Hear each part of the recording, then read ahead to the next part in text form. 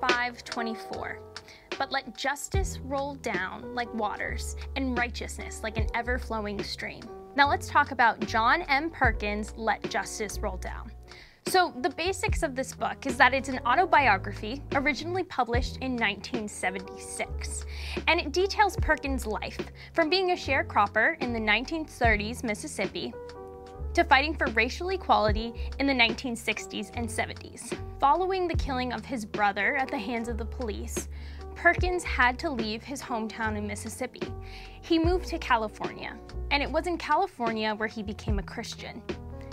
He felt called to no longer live a life of easy seclusion, and he moved back to the South and to Mississippi, where he started the Voice of Calvary ministry. It was here in his ministry that he not only spread the gospel, but he also spent his days and nights fighting for racial equality against the horrors of segregation. Now, what this story is far more than just a description of the political and economic situation of African Americans in the segregated South. It's about a man trying to fight hate with love and to push for progress in the midst of prejudice. Now, Perkins' sacrifices were great. There was jail time, legal battles, physical pain, and emotional anguish to him and his family. But John's response was nothing less than radical Christian love.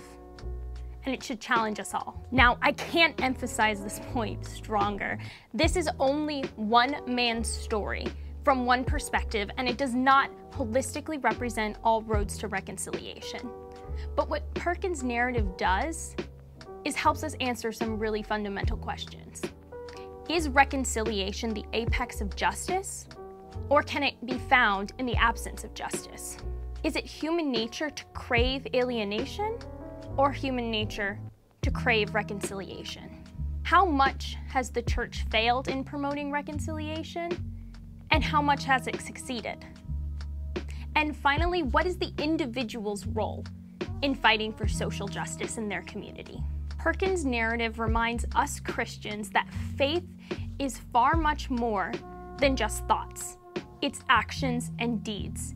It's caring about the emotional, physical, and spiritual needs of those in our communities. The fact that this book was published over 30 years ago but feels so relevant today should remind us that it is our generation's responsibility to pick up the torch and to pursue all forms of reconciliation.